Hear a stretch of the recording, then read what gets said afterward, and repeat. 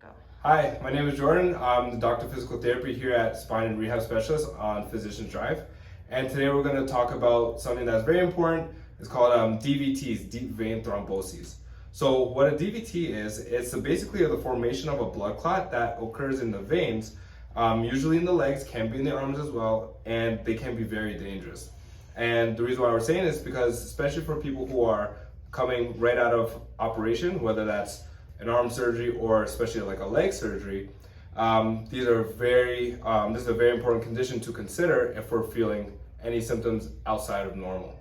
So things to look into if you think you might have a DVT are things like throbbing pain or cramping pain in one leg is typically in one leg versus another, and it's usually in the calf or the thigh. Another thing you could look out for is swelling in one of the calves. That's dramatically different than the other leg. So we're thinking if you take a tape measure, around 10 centimeters plus difference in one leg versus the other. Also look for it to see if that same leg is red or dark purple in color, depending on your color of your skin. Again, any type of redness and warmth, that's indicative of type of inflammation that we definitely want to look into. And swollen veins, that's very tender to touch. So if you're touching your calf or thigh region and it's very, very tender, abnormally compared to the other side, that's definitely a sign that you want to get looked at. And these are emergency situations, because if that clot forms and builds up, it may release and travel to the lungs, and that's when we could get what's called a pulmonary embolism. And pulmonary embolism is a blood clot that's in the lungs that will make it hard for you to breathe. So signs of pulmonary embolism would then be sudden chest pain or breathlessness when walking short distances that is irregular from your original baseline of fitness. Okay, so risk factors towards the DVT are if you're over the age of 60, if you are overweight, if you smoke, if you've had a previous DVT in the past. Also for people who are taking contraceptive pills or have hormone replacement therapy, that just makes your blood thicker, which makes it harder for blood to pass through. If you have heart failure or cancer, or have varicose veins.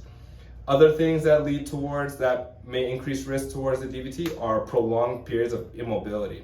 So just like I said earlier, if we're post-operative and we're at bed rest, we can't move a lot, being more stagnant and not having the ability for the muscles to pump the blood through the veins, that'll increase your risk because the veins are getting plugged up with a lot of blood.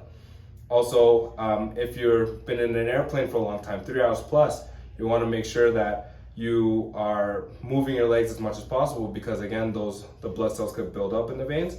And also if you're dehydrated or if you're pregnant and you've had a baby within the last 6 weeks. Okay? So clinically, we as physical therapists can assess these signs and symptoms when we do our regular evaluations. And we could, if we see any of these signs and symptoms, it's an immediate referral to the emergency room. Not going back to your doctor right away, it's going to the emergency room where they will then screen you through diagnostic imaging to see if there's a blood clot, and if there is, they'll perform emergency surgery. So, tips to prevent DVT formation. So, if you're a person that just had a surgery recently or have been prolonged immobilized for a long time, these are things that you can do. So one thing you can do is pump your ankles.